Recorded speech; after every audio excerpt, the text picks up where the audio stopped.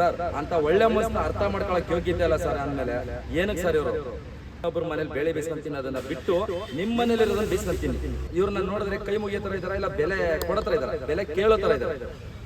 ನಮ್ಮ ಬಾಸ್ನ ಹೀರೋ ಆಗ್ಬಾರ್ದು, ರೌಡಿ ಆಗ್ಬೇಕು ಅಂತ. ಸರ್ ಇವಳು ಯಾರು ಸರ್ ಹೇಳಕ್ಕೆ ರೌಡಿ ಆಗ್ಬೇಕು ಅಂತ? ಆದ್ರೆ ಇಲ್ಲಿ ದರ್ಶನ್ ಫ್ಯಾನ್ಸ್ ನ ಬೈಕ್ ಹತ್ತಾರೆ, ಅಲ್ಲೇ ಸುದೀಪ್ ಒಬ್ಬರನ್ನ ಮಾತ್ರ ಫಾಲೋ ಮಾಡ್ತಾರೆ. ಸುದೀಪ್ ಸರ್ ಏನಾರು ಅವಳ ಅಕೌಂಟ್ ನ ನೋಡ್ಬಿಟ್ರೆ, ಆ ಅಮ್ಮ ಮಾತಾಡೋದನ್ನ ಒಂದ್ಸರಿ ನೋಡ್ಬಿಟ್ರೆ ಕರೆದು ಮಕ್ಕುದು ಫಸ್ಟ್ ನಡಿ ಅಂತ ಕಳಿಸ್ತಾರೆ ಹೊರತು ಯಾರು ಕೂಡ ವಹಿಸ್ಕೊಳ್ಳಲ್ಲ. ಸರ್ ನನ್ನ ಆಟದಲ್ಲೂ ಕೂಡ ಗರ್ಭಿಣಿಯರಿಗೆ ಉಚಿತ. ಅದು ಏನಕ್ಕೆ? ನಮ್ಮ ಬಾಸ್ ಮೇಲೆ ಇರೋ ಪ್ರೀತಿಗೆ, ನಾವು ಇವತ್ತು ಅಭಿಮಾನಕ್ಕೆ ನಾವು ಮಾಡ್ತಾ ಇದೀವಿ. ಇವತ್ತು ಹೆಣ್ಮಕ್ಳಿಗೆ ರೆಸ್ಪೆಕ್ಟ್ ಕೊಡ್ತೀವಿ. ಏನಕ್ಕೆ? ನಮ್ಮ ಬಾಸ್ ಮೇಲೆ ಇರೋ ಅಭಿಮಾನ. ಮಿಡ್ ನೈಟ್ ಅಲ್ಲಿ 1 ಗಂಟೆಲಿ ಬರ್ತಾರೆ ಸರ್. ಎಷ್ಟು ಜೋಪನಾಗಿ ಬಿಡ್ತೀವಿ ಅಂದ್ರೆ ನಮ್ಮನೆ ಹೆಣ್ಮಕ್ಳನ್ನ ಎಷ್ಟು ಕರ್ಕೊಂಡೋಗಿ ಬಿಡ್ತೀವಿ, ಅದೇ ಅಷ್ಟೇ ಜೋಪನಾಗಿ ಅವ್ರನ್ನೂ ಕೂಡ ಬಿಡ್ತೀವಿ. ಯಾಕಂದ್ರೆ ನಮ್ಮ ಬಾಸ್ ಅಭಿಮಾನ, ಆ ಪ್ರೀತಿ ಇಟ್ಟಿರೋದಕ್ಕೆ ನಾವು ಅಷ್ಟು ಸರ್ವಿಸ್ ಒಳ್ಳೆ ಕೆಲಸ ಕೊಡ್ತಾ ಇದೀವಿ. ಯಾಕಂದ್ರೆ ನಮ್ಮ ಬಾಸ್ ಹೆಸರು ಹಾಳು ಮಾಡಕ್ಕೆ ಅಂತಾನೆ ತುಂಬಾ ಜನ ಉಟ್ಕೊಬಿಟ್ಟಿದ್ದಾರೆ. ಅವ್ರುಗಳಿಂದ ನಮ್ಮ ಬಾಸ್ಗೆ ತುಂಬಾ ಕೆಟ್ಟ ಹೆಸರು ಬರ್ತಿದೆ, ಅಭಿಮಾನಿಗಳು ಕೆಟ್ಟ ಹೆಸರು ಬರ್ತಿದೆ. ಏನ್ ದರ್ಶನ್ ಅಭಿಮಾನಿಗಳು ಅಂದ ತಕ್ಷಣ ಕುಂಡ್ರು ಪೋಖ್ರಿಗಳು ಅಂತಾನೆ ಬಿರುದು ಕೊಟ್ಬಿಟ್ಟಾರೆ. ಏನ್ ಇವ್ರಪ್ಪ ಬಂದು ನಮ್ಮ ಊಟ ಹಾಕಿದೆ ನನ್ನ ಹತ್ರ. ಇಷ್ಟು ಜನ ಒಬ್ಬರ ಮೇಲೆ ಮುಗಿದ್ ಬೀಳ್ಬೇಕಾ ಸರ್? ಅವಶ್ಯಕತೆ ಇದೆಯಾ ಸರ್?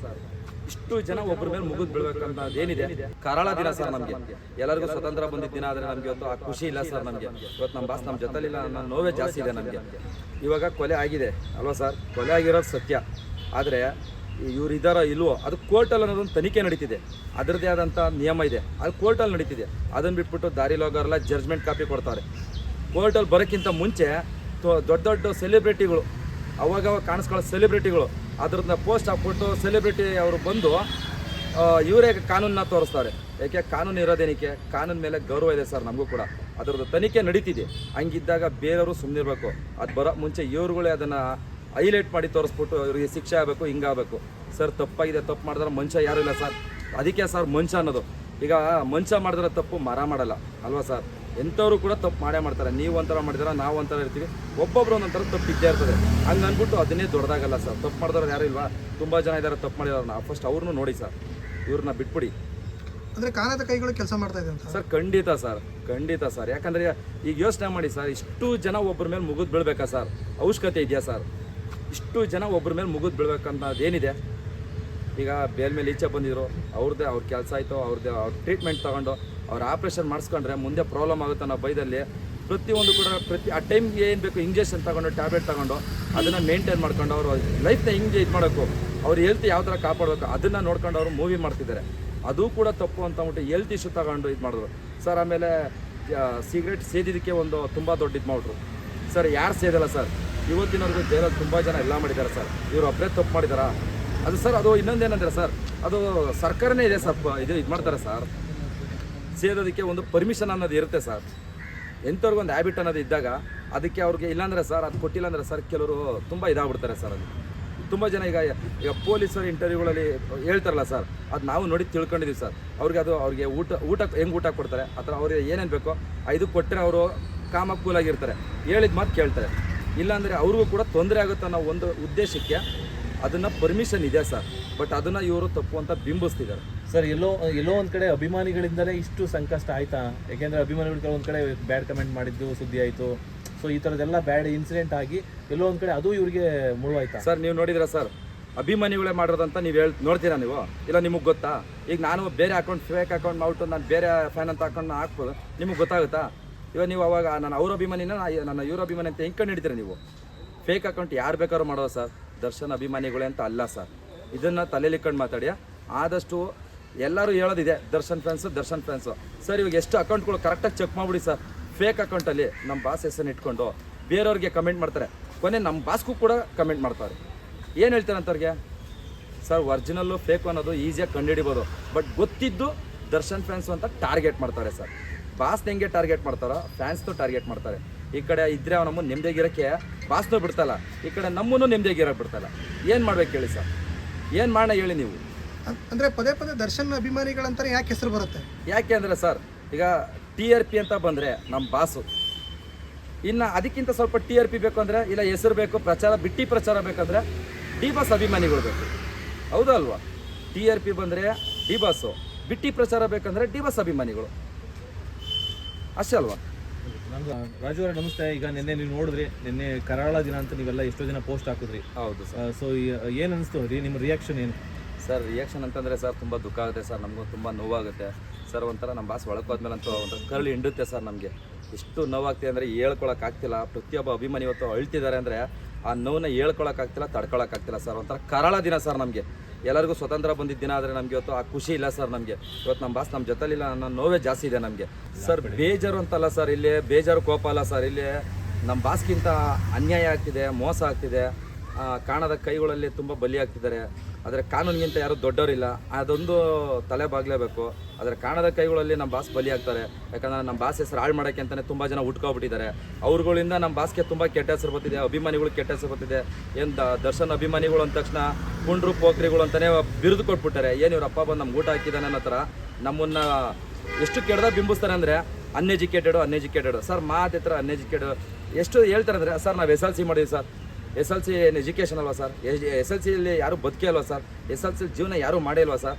ಎಷ್ಟು ಕೆಡ್ದಾಗ ಹೇಳ್ತಾರೆ ಅಂದರೆ ಎಜುಕೇಷನ್ ಇಲ್ಲ ಅಂತ ಮಾತಾಡ್ತಾರೆ ಸರ್. ಎಜುಕೇಷನ್ ಮಾಡಿರೋ ನನ್ನ ಮಕ್ಕಳೇ ಇವತ್ತು ಕಚಡ ಕೆಲಸ ಮಾಡ್ತಾರೆ ಸರ್. ಹಂಗೆ ನೋಡೋಕೆ ಹೋದರೆ ಇವತ್ತು SLC ಮಾಡಿದ್ರು ಕೂಡ ನಾವು ಒಳ್ಳೆ ಕೆಲಸ ಮಾಡ್ತಾಯಿದ್ದೀವಿ. ಎಷ್ಟು ಜನ ಅಭಿಮಾನಿಗಳು ಸರ್ ಇವತ್ತು ಕೂಡ ಸರ್. ನನ್ನ ಆಟದಲ್ಲೂ ಕೂಡ ಗರ್ಭಿಣಿಯರಿಗೆ ಉಚಿತ. ಅದು ಏನಕ್ಕೆ? ನಮ್ಮ ಬಾಸ್ ಮೇಲಿರೋ ಪ್ರೀತಿಗೆ ನಾವು ಇವತ್ತು ಆ ಅಭಿಮಾನಕ್ಕೆ ನಾವು ಮಾಡ್ತಾಯಿದ್ವಿ. ಇವತ್ತು ಹೆಣ್ಮಕ್ಳಿಗೆ ರೆಸ್ಪೆಕ್ಟ್ ಕೊಡ್ತೀವಿ. ಏನಕ್ಕೆ? ನಮ್ಮ ಬಾಸ್ ಮೇಲಿರೋ ಅಭಿಮಾನ. ಮಿಡ್ ನೈಟಲ್ಲಿ 1 ಗಂಟೆಲಿ ಬರ್ತಾರೆ ಸರ್. ಎಷ್ಟು ಜೋಪನಾಗಿ ಬಿಡ್ತೀವಿ ಅಂದರೆ ನಮ್ಮನೆ ಹೆಣ್ಮಕ್ಳನ್ನ ಎಷ್ಟು ಕರ್ಕೊಂಡೋಗಿ ಬಿಡ್ತೀವಿ, ಅಷ್ಟೇ ಜೋಪನಾಗಿ ಅವ್ರನ್ನೂ ಕೂಡ ಬಿಡ್ತೀವಿ. ಯಾಕಂದರೆ ನಮ್ಮ ಬಾಸ್ ಅಭಿಮಾನ, ಆ ಪ್ರೀತಿ ಇಟ್ಟಿರೋದಕ್ಕೆ ನಾವು ಅಷ್ಟು ಸರ್ವಿಸ್ ಒಳ್ಳೆ ಕೆಲಸ ಕೊಡ್ತಾಯಿದ್ವಿ. ಅಂಥದ್ರಲ್ಲಿ ಬಂದ್ಬಿಟ್ಟು ನಮ್ಮ ಬಾಸ್ ಹೆಸರು ಕೆಡ್ಸೋದಕ್ಕೆ ಅಂತಲೇ ಕೆಲವು ಉಟ್ಕೊಂಡಿರೋ ನಾಯಿಗಳವೆ ಸರ್. ಏನು ಸರ್ ಮಾಡೋಣ? ಅದರಲ್ಲಿ ಯಾರೋ ಮಾಡೋದಕ್ಕೆ ನಮ್ಮನ್ನು ಎತ್ತಿ ತೋರಿಸ್ತಾರೆ ಅಭಿಮಾನಿಗಳು. ಏನು ಅಭಿಮಾನಿಗಳು ಏನು ಮಾಡಿದ್ದಾರೆ ಅಲ್ವಾ ಸರ್? ಒರಿಜಿನಲ್ ಅಭಿಮಾನಿ ಯಾರು ಅಭಿಮಾನಿ ಆಗಿರ್ಬೋದು ಸರ್, ಯಾರು ಕೂಡ ಅಂತ ಕೆಲಸ ಮಾಡಲ್ಲ ಸರ್. ಬೇರೆ ಇರೋನ ಯಾರು ನಿನ್ಸಲ್ಲ, ಯಾರಿಗೂ ಬೇರೆಯವ್ರಿಗೆ ಕೆಡ್ದ ಬಯಸಲ್ಲ ಸರ್. ಬಯಸೋದು ಯಾರು ಗೊತ್ತಾ ಸರ್? ಇಬ್ಬರು ಮಧ್ಯೆ ತಂದಿಕ್ಕದಕ್ಕೆ ಯಾರೋ ಒಬ್ರು ಬಿಚ್ಚಮ್ಮ ಒಬ್ರು ಬಂದ್ಬಿಟ್ಟಿದ್ದಾರೆ ಸರ್. ಯಾವ ರೇಂಜ್ಗೆ ಅಂದರೆ ಸುದೀಪ್ನ ಫಾಲೋ ಮಾಡ್ತಾರೆ ಅವರು. ಫಸ್ಟ್ ಆಫ್ ಆಲ್ ಹೇಳ್ಬೇಕಂದ್ರೆ ಸುದೀಪ್ ಅಭಿಮಾನಿನೇ ಅಲ್ಲ ಅಮ್ಮ.